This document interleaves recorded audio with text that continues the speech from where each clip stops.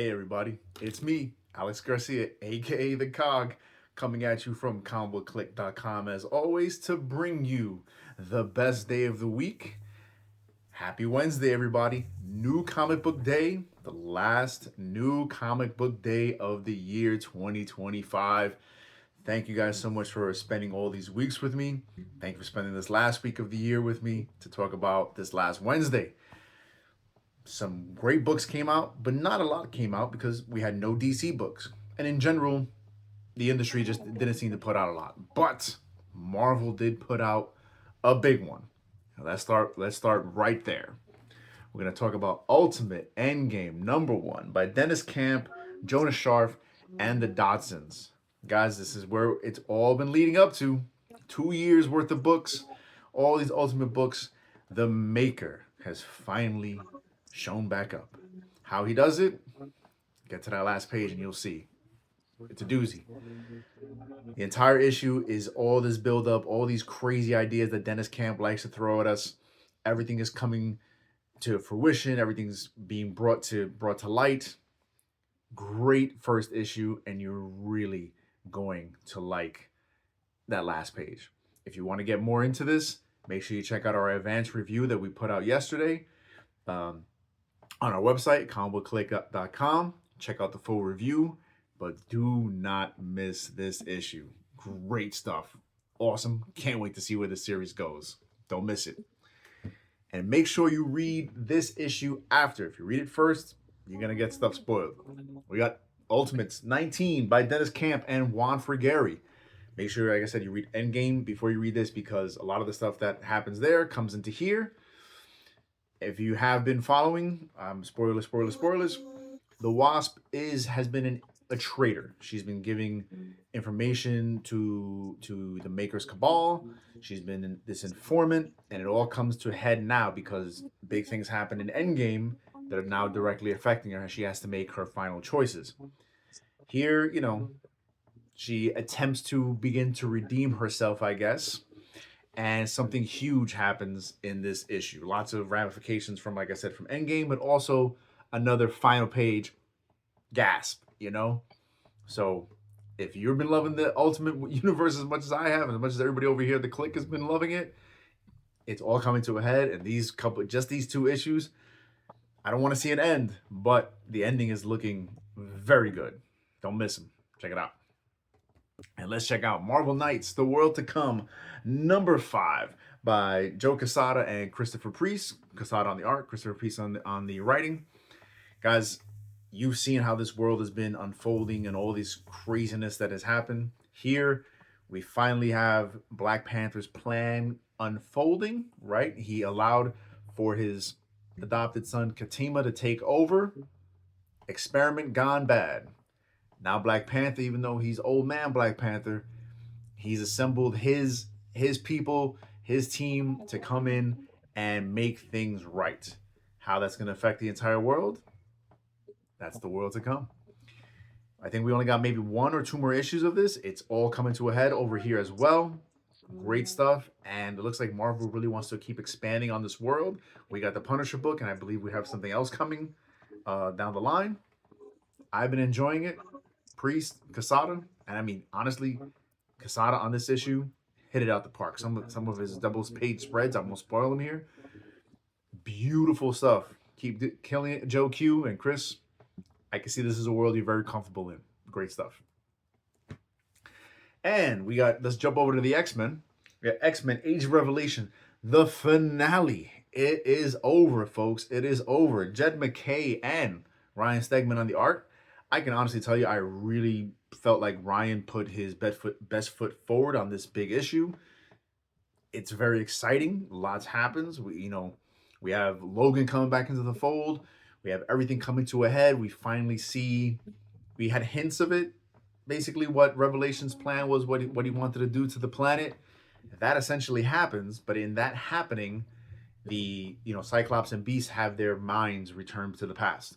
So that's why the next steps for the X-Men are going to be this whole Shadows of Tomorrow, I believe is the banner for the next. Now that we're back, we're going to be back with regular X-Men, Uncanny X-Men, and all those other books. They are now aware of what's going to happen, so I can imagine that that's going to be their mission now, is to not allow that to happen. Interesting stuff. I'm never been reading all the X books, but I'm excited to see what's going to be happening in the pages of X-Men and Uncanny X-Men. We're also going to get like a Cyclops book and a couple other interesting looking books. We'll see. Overall, this Age of Revelation thing, though, very overdone. I happily stayed within the Jed McKay stuff. If you just want to know what happens, just read the Jed McKay books. Amazing X-Men, Book of Revelation, and the bookend books. This one and Overture. That's all you need to read. Don't worry about all that other stuff. A lot of that stuff is mentioned in this stuff. You get it real quick. But I am intrigued to see where it's going to go, because we also have more Krakoan era things come to a head at the end of this. So that kind of makes me interested to see where it's all going to go. We'll see what happens, guys. Let me know. Let's talk about it. And also, big new book. If it wasn't for the fact that this was a light week, I probably wouldn't have picked up this book. But this comes out of One World Under Doom, because now we have a brand new Sorcerer Supreme, and it is the Scarlet Witch.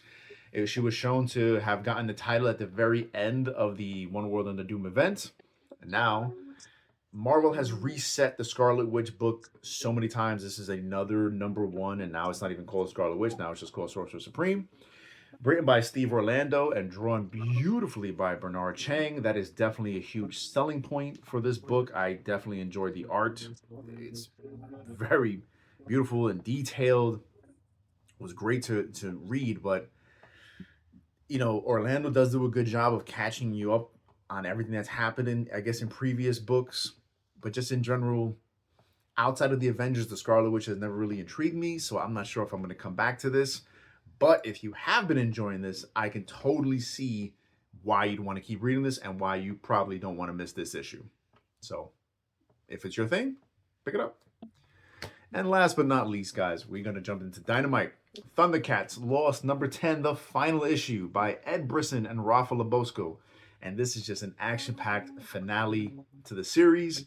We see exactly why we haven't seen Pumira, Linkso, and Ligon, and I forget the other character's name at the moment, why we haven't seen them. And it also sets up another Thundercats book in time, where this has been teased in Silverhawks, that we might get a Thundercats Silverhawks crossover. We get to see some of the seedlings of that here. I think it looks really, really cool. I can't wait to see where that goes, because it's fun. This is so much fun. This is, like I said, I've been saying this for months, guys. Ed Brisson and Declan Shelby and company, they're just adding so much depth to these, toy cartoons, essentially. This was a fun read. I can't wait to see where this goes. It's been a lot of fun. But I'm a little sad that we're not going to see these Thundercats meet up with the other Thundercats, but maybe eventually they will. And I look forward to it. And I just look forward to reading all the Thundercat stuff every month. So Dynamite and company, you keep killing it. And that's what we read here, guys, for the last week of 2025. 2026 looks to have lots of exciting stuff, and Comic Book Clique is going to be bringing it all to you. Make sure you're checking out all our reviews on the website, especially that Endgame, the Ultimate Endgame review that has been posted since yesterday. We have lots of wheels turning. Make sure you're checking out Dirt Sheet Radio with Jon Escudero and company. If you want to just talk about all the great stuff that's going on in pro wrestling right now, we have it for you guys. Make sure you're checking out our X, our YouTube, our Facebook, our Instagram. And if you have some money you got some of that Christmas money, extra Christmas money, throw it on our Patreon, because then we can do bigger weeks of comic books. It helps us here, helps us keep the lights on, helps us buy more of these books so we can bring them to you and we can continue these conversations all over the place. Guys, this has been a great year for comics and for wrestling and for all this media. Thank you for taking part in it with us every week here. We look forward to another 52 weeks of you in 2026. Thank you as always. And guys, always remember, keep print alive and read more comics. Happy New Year. Be safe, guys.